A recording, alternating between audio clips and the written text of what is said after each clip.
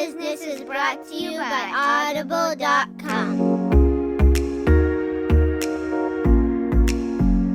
Hi, everybody, and welcome to this week's episode of Married with a Business. I'm Craig. And I'm Allison. And we're Married with a Business. We're here to share tips, tricks, stories about what it's like to be a married couple that own and operate a business together. I know it's been a little bit, but we're back for a new season. Excited about that. Yeah, new season, new year. Our team took some time off over the holidays to rest, recoup, be with family. So did you do anything fun? We took some time off, too. We did. We went on a big adventure. Big adventure. So we went to Hawaii. Never been. Never been. Thank you to my mother-in-law. Yeah, we were told that once the kids reached a certain age that the gift for us for Christmas one year was going to be going to Hawaii. So she took us to Hawaii, all of us. It was a blast. It was 9 awesome days. Travel was a little rough. Travel from Boston to Hawaii is tough, but we did it. We persevered, and your mom hasn't flown since before COVID and has never flown with us. So getting her folded into our system, and our kids they've traveled enough that they have a system and they don't like it when other families don't. Right. So, but it was great. Like, if you've never been, we went to Oahu. It was beautiful. The weather's there. So obviously, it's amazing, especially coming from the Northeast and then going to Hawaii. But like beautiful. We rented a Jeep. That was very exciting for me. I was excited to have a Jeep. It took top off a couple times, drove around. Yeah, we got to take the kids to Pearl Harbor, which was great. They were respectful. They dressed appropriately. They behaved appropriately, which, some adults didn't, so they were angry when adults didn't. And also really cool, Pearl Harbor. If you're ever there, make sure you go to the Pearl Harbor Aviation Museum. Yeah. We weren't going to go, and then I was texting with a friend of mine, and he's like, oh, I know somebody who is the CEO there. And so we get there, and awesome opportunity for the kids. They got to spend a few minutes and meet with the CEO, John Hiltz, who is also a former Blue Angel. Was able to talk to the kids about that and some of the planes in the museum. It was really good. We almost slept on it. We almost skipped it, and then we decided last minute we wanted to go, and so glad we did. Plus, if you ever go to Pearl Harbor, they have the best gift shop. They have the best gift shop. They have a great place to get food. I think it's like the hidden gem of Pearl Harbor. It's like the afterchild, I think, in a lot of people. And it was the kids' favorite part of being in Hawaii. I will tell you, I do have to say, so my favorite part of being in Hawaii, so my birthday was while we were in Hawaii. So on my birthday, I said, I want to go to the North Shore and see the surfers and have a acai bowl and eat off some of the food trucks. But what I really wanted to do was golf. So we went, the 4 of us, you and the boys, went golfing with me in Hawaii, which was amazing. My second time golfing. It was, I have to tell you, that was one of my favorite parts of Hawaii. It was so much fun. The 4 of us I had so much fun with the 4 of us. Oh, good. I liked getting a drink off the little golf cart lady who drove around and got Kez drinks. Allison learned that there is a cart girl who will come around and feed you drinks on the golf course. She did not know that. That was fun. That was fun for her. The boys had a really good time because we let them drive the golf carts a lot. So they had don't tell anybody. We weren't supposed to do that. We broke the rules, but they had a really good time doing that. So that was probably the highlight. One of the highlights for me was getting to go play golf with you guys in Hawaii. The 4 of us had a good time. Thank you. We enjoyed being able to do that for you for your birthday. So yeah, it was good. But I will say, most years, Allison, we take that week between Christmas and New Year's off. We don't work. We usually stay around the house. We get some stuff done. We get prepared for the new year. This year, we literally flew back. We got back late on Saturday. We were pretty jet lagged, slept most of the day Sunday, and then went back to work Monday. Yeah, we are racing into 2026. We were. It was crazy. And that's kind of what we're going to talk about today is racing together as a team, which was what this year's team meeting was about. Yeah, so if you've been listening to the show, you might know that every fall I put together kind of a one-day off-site meeting for our team. And it's a chance to kind of review the year. I always pick an educational topic, something that's going to kind of hopefully inspire everybody to, learn something and get geared up for the next year. And then we kind of do a workshop of different versions of what's working, what's not. We've done SWOT analysis as a team. We've done friction. This time we talked a lot about challenges in teamwork and like where in our process what's hard for different people. So like what's hard for estimating, what's hard for sales. But other departments had to think about, if I'm a bookkeeper, what might be hard for the project managers, and kind of talk about those things. Yeah, and I mean, it came from there's a couple of things. Like, one is that we asked everybody on the team like what they would like to talk about. So teamwork was one of the things that kept coming up. And as the company's grown, and we definitely have had each department has grown a little bit. So it used to be we were all in the same space, and so now it's like there's a production department, they have their own meetings, and there's a sales and design department, and they have their own meetings. So I think people started to feel that over the last year and a half, 2 years, we not that we've gotten disjointed, but we've segmented the company a little bit more, because we have so many people that it's harder to do one big team meeting every week. And it's easier to blame other people. Well, if estimating would just do this, production wouldn't have these problems, without thinking about what's hard for estimating. Like, you guys think it's so easy, you do it, right, kind of thing. And so that was kind of what what kind of influenced us to focus on the teamwork. And then the racing the head together pit crew kind of teamwork idea came from every year we look for a theme, and we want to have that theme be fun. So like, we've done pieces of the puzzle in the past, and we've had the guys put puzzles together. We did building. Obviously, we're a remodeling company. We had them build Legos as a team building thing. This year, we had a couple things. We had slot cars there, so they could have a little slot. We took our kids' slot car track, and they had a little slot car. They could have little slot car races. And then, Allison, you had them do like a team building. Yeah, so we broke them up into teams, and they had to design and build. We're a design build company. Design and build a race car, and then we had people from the place that was hosting us come in and judge it. And it was so interesting, because I tried to make sure that the project managers weren't together and the admin people weren't together. So there was somebody from every department in the 3 groups, and to see with the same directions the vastly different areas and ways they went. And like, some people went super detailed and literal, and some people went big and fun. Yeah, it's interesting, but it was a good opportunity to have them, have some team building working together. So, but talking specifically, Allison, about like what we were trying to talk about when we did the, we are racing ahead together, teamwork like a pit crew. Well, a pit crew is a great analogy, because everybody's role is important, no matter how small the role is. If you don't get that bolt on or off quickly, correctly, it doesn't matter what everybody else did, right? And so I think when we work as a team, either on the football field or on the remodeling company or in whatever your company is, everybody's role is important, no matter how small it is. And if one person isn't executing well, nobody can execute well. Yeah, and we talked a lot about like how pace is important, right? With working together too. Like, we talked about, in a pit crew, everybody's got everything is timing, right? You have to, the guy has to be there ready to pull the tire off, and the next guy has to be ready to put the tire on. They have to be prepared. So we talked a lot about like how that sort of works into our systems as well as a company, of like making sure everybody understands, okay, here's how long we're expecting the design process to take.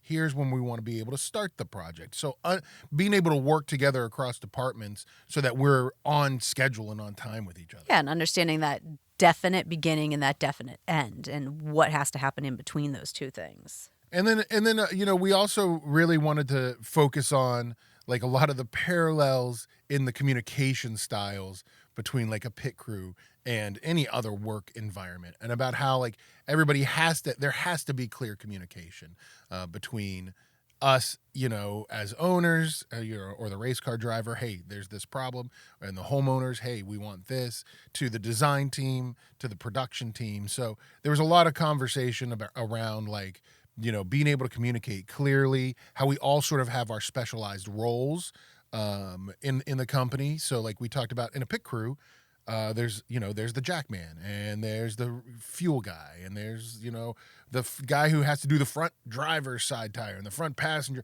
Everybody has a specialized role, and then talking about how that fits into our company, so that if you're in the production department and you have a question about design, you don't need to answer that question. We have people that are specialized to answer that question. And why having a strategy and a plan and a system is important. We spend a lot of time talking about and thinking out our plan, our map, if you will, of from design through production, including the schedule, the sequence of tasks, when we're going to do things. You and I just sat down recently and re-looked at the development process and had a spirited debate about when we're doing certain things and why we're doing them there, so that then we could update the template so that all of those action items are following in the right sequence. Yeah, and I think that, overall the idea behind the working together as a pit crew and, and as a team was the fact that it's the client's house. We want to make sure we have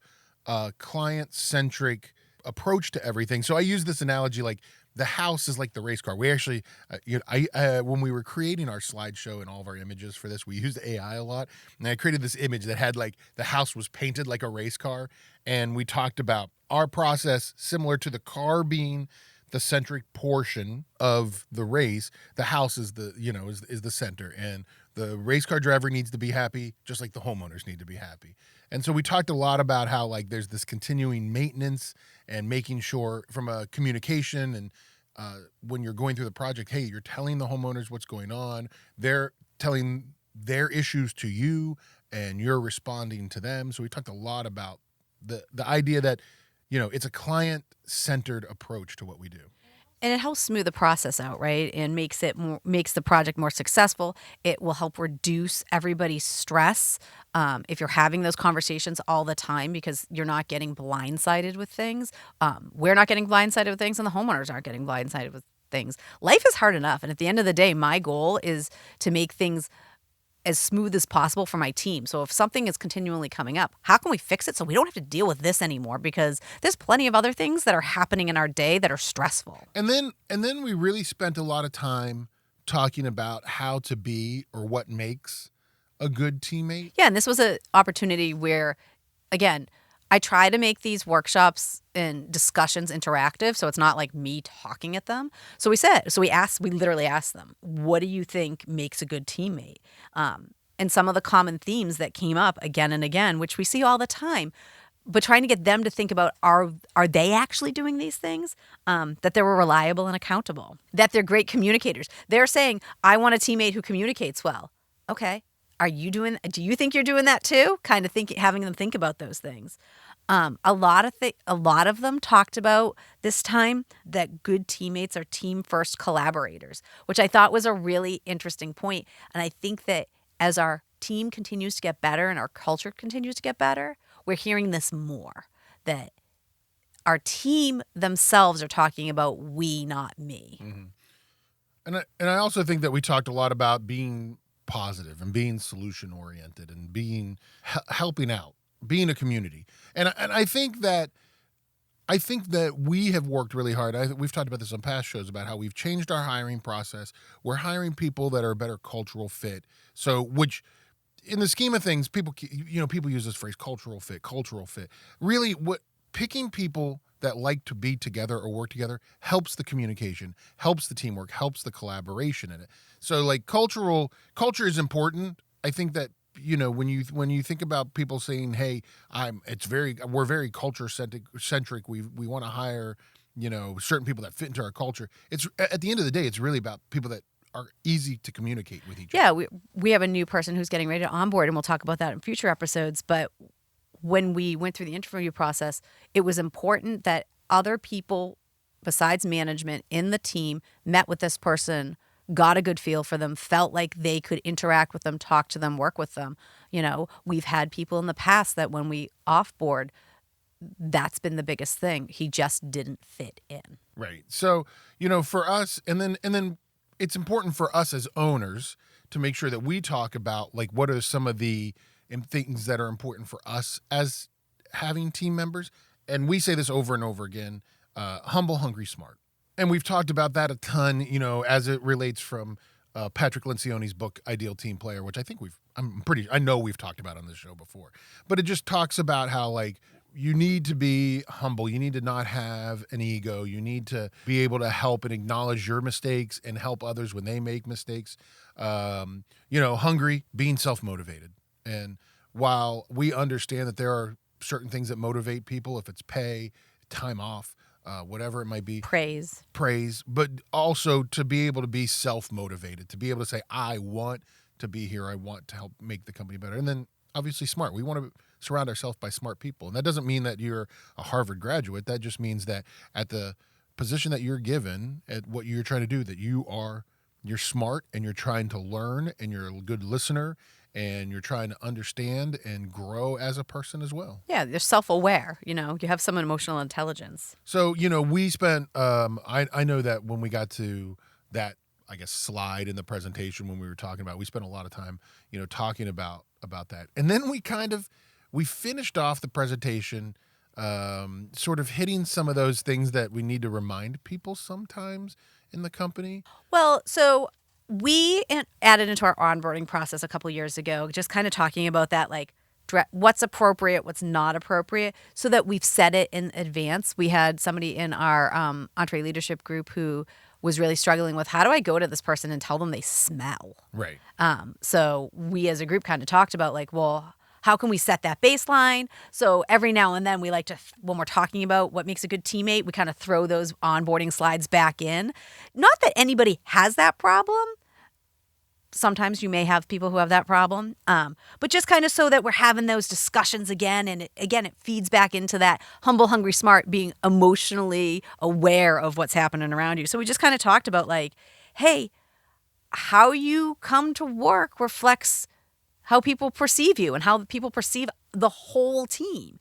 If you have bad breath, if you smell like cigarettes or marijuana or something like that, that's a reflection on not just you, XYZ, but everybody who you work with. Right. And how you dress. Like in our company, we have field guys that we expect to dress one way. We have management level people that we expect to dress. And like, luckily, we're a construction company, so it's fairly laxed compared to a lot of companies. Which means relaxed. Like, let's kind of do the basics. Don't be coming into the office with your jean shorts on and your rocker and T-shirt when you work in the office. Like, I don't mind if you wear dress shorts or, you have to look presentable. You can't come in looking like you just came out of a concert or from the bar. We say this and everybody laughs, but like the field guys need to wear shirts. We provide company shirts. We provide company T-shirts. Like, I also understand that it's hot when you do construction in the summer. You might go through a few shirts. Yeah. But just kind of like, this is the expectation of what is appropriate and what's not appropriate. Well, and I think because that we are, not that we're laxed, but because it's not something that's necessarily something that we talk about every day in the company about how you dress. I think it's good every now and then to have a reminder. Hey, here's what we expect for appropriate attire in the office, in the field, etc. So Allison, we kind of went over a lot of stuff that day, talking to them, the importance of working together, being a teamwork. We showed some videos of pit crews and we talked about how they work together. We talked about how in F1 racing, it used to be that a pit stop was like 12 seconds and now it's down to whatever, like 2 seconds. And we talked about how improvement is important. But how do you feel the team felt about the presentation? I don't know. I think they think I'm cheesy sometimes, but I feel like to keep them engaged, I have to be cheesy. I think that you sometimes get to the point where they're like, we know this. Why are we going over it again? But it's that rule of you've got to keep hitting it. So it's top of mind. Yeah, you know this, but maybe there's something you haven't thought about in a little while. Maybe we say something and you think of a specific instance where we could have done better. Or we talk a lot about, do we have a systems problem or a people problem? Now that we're talking about it as a big group, is something coming to your mind that maybe just isn't a good fit? And we literally talked about it when we got to the end, like, hey, you've heard your team. This is what your team expects. This is what we expect. I want everybody to think about, am I living up to these expectations? And not in a way we're pointing anybody out, but in a way that I'm asking them to be a little self-reflective on, as I go into the new year, as we go into this next phase, am I the teammate that I want to be working with? Yeah, and I think when we do these team meetings, it's an all-day event, right? So we have We start at 8 a.m. We don't finish till 4. We've got a bunch of stuff that we talk about. We bring lunch in, but we got a bunch of stuff that we talk about as the day goes on. And I think that one of the things that I look at this presentation for, and we did it like I said, we've done it in previous years about talking about being the pieces of the puzzle, and this was about being a pick. Like, I think this is also to help them get their juices flowing and interacting, so that in the afternoon when we do a SWOT analysis or whatever it might be, and we talk about some of the things that we need to focus on to make us better next year, we've kind of warmed them up. And so some of at the end of this morning workshop, literally the questions we asked for them to think about over lunchtime was, how am I using the systems to their full advantage, or am I even using the systems? In my team's eyes, am I being reliable and accountable? Am I having a system problem, or am I a problem? And am I showing that I'm a team-oriented, positive, and bringing good solutions to the team? And how could I be showing that? When we come out of this, many times with some of our managers listening and knowing that it's maybe time to make a change. Well, yeah, right. And I think that we came out of this with our managers listening, and a month later we made a change. Yeah. I think we found somebody that wasn't a perfect fit, wasn't following and wasn't being a team member, and it took their direct manager the time to get that in their head, and I think that helps everybody in the company understand that. Listen, it's okay if somebody's not a good fit to not have them. We don't need to we've gotten past the part as a company like holding on to people because we feel bad. We still hold on to people too long. But we do. Yes, that's true. But we've gotten better about not yeah. holding on. Well, and I've also said at this meeting, and we've known it's been time to offboard people because people have found reasons for some reason that day they don't need to be there. And my new rule is, listen, if you found a reason you don't need to be at this really important workshop that I've asked for one day, I can find reasons for you not to come back. Right. Like, don't bother coming back if you can't be here to work with us and have your voice heard. I think what's really important is that you try to meet with your team, if it's once a year, if it's once a quarter, and you help them remember. It doesn't have to be like this was an hour-long presentation interaction. We had, there was a lot of other stuff. We had them fill out, like you said, the sort of reflection notes. And I think that it's important to make sure that you remind, even if you have a good team, even if you're like, man, we are a great team. We have a great team. We have a great team, but we need to remind them the pieces and parts, like how we became a great team. But I think this is one of the ways we do it. This one day a year where we just step away from all of the other crazy. And my challenge as the facilitator is sometimes they bring in this very specific thing that's happening right now and trying to get them to move past that. Right. And so in some ways I love this day. In some ways I know we're going to go into this and they're going to waste so much time on this thing because that's what's eating at them right now. Right.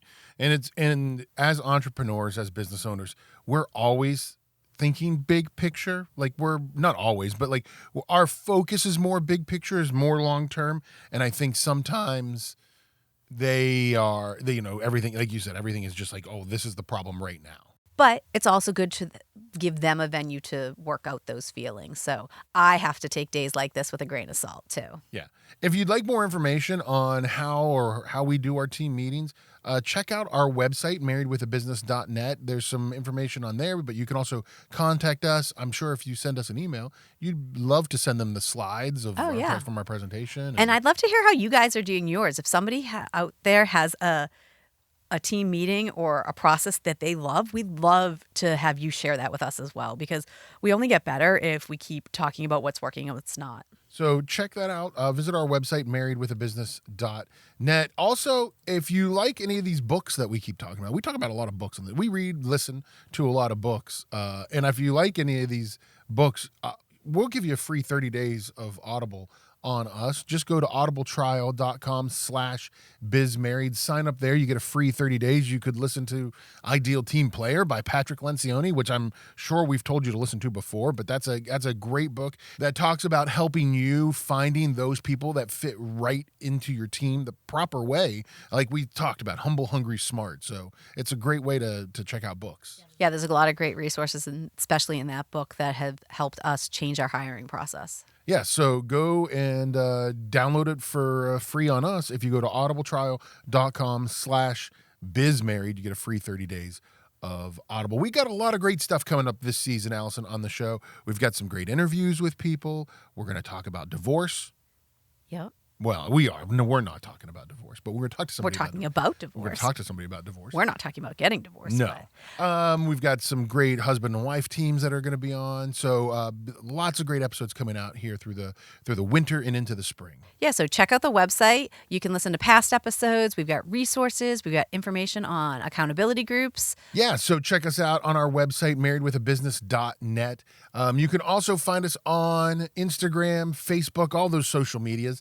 Just search @BizMarried or just look Married with a Business up. You'll find us there. So lots of great stuff coming up this season. So glad that you're back along for the ride after we took a few months off to get through the holidays, really. So thanks, everybody. We'll be back with another show soon. And remember, not only is it important to focus on your business, but also your marriage, because we're married with a business.